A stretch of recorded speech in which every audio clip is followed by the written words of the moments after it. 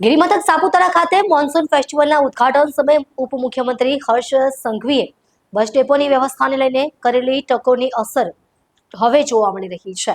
સાપુતારા બસ ડેપોમાં લાંબા સમયથી દિવ્યાંગ મુસાફરો માટે શૌચાલયની સુવિધા અંગે પ્રશ્નો ઉઠી રહ્યા હતા। હવે બસ ડેપોમાં દિવ્યાંગ શૌચાલયોની સુવિધા ઉપલબ્ધ કરાવવામાં આવી છે। સાથે જ જાહેર શૌચાલયની સફાઈ વ્યવસ્થા પણ વધુ સુદૃઢ બની હોવાનું જાણવા મળ્યું છે।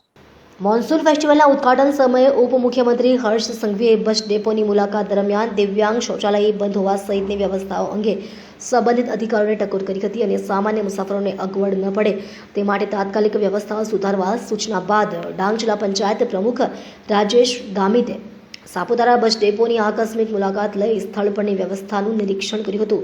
મુલાકાત બાદ બસ ડેપોમાં થયેલા સુધારા અંગે ઉપમુખ્યમંત્રી હર્ષ સંઘવીને રિપોર્ટ કરવામાં આવ્યા હોવાનું જાણવા મળે છે। ઉપમુખ્યમંત્રીની સ્પષ્ટ સૂચના બાદ સાપુતારા બસ ડેપોમાં દિવ્યાંગ શૌચાલયની સુવિધા શરૂ થતા પ્રવાસીઓ અને સ્થાનિકોમાં સંતોષ જોવા મળી રહ્યો છે। સામાન્ય માણસની સમસ્યાઓના નિરાકરણમાં કોઈ બાંધછોડ નહીં કરવાની ઉપમુખ્યમંત્રી હર્ષ સંઘવીની સૂચનાનું ડાંગ જિલ્લામાં પાલન થતું જોવા મળ્યું છે। અને અહીં સાપુતારા ખાતે જે બસ સ્ટેશન છે એ બસ સ્ટેશનની મુલાકાત લીધી। જે તે વખતે મોન્સૂન ફેસ્ટિવલનું ઉદ્ઘાટન કરેલું તે દિવસે માન્ય નાયબ મુખ્યમંત્રી હર્ષ સંઘવી સાહેબ જે આવ્યા હતા અને ડેપોની મુલાકાત લીધી હતી, તેમાં ક્યાંક થોડુંક ટોયલેટ બાથરૂમ બરાબર સાફ સફાઈ નહોતી, એની પણ અમે આજે વિઝિટ કરી છે ને વિઝિટ કર્યા બાદ દિવ્યાંગોનું જે ટોયલેટ છે તે પણ તે દિવસે ખુલ્લું નહીં હતું, પણ આજે અમે ખોલીને જતા તે પણ વ્યવસ્થિત સાફ સફાઈ કરેલ છે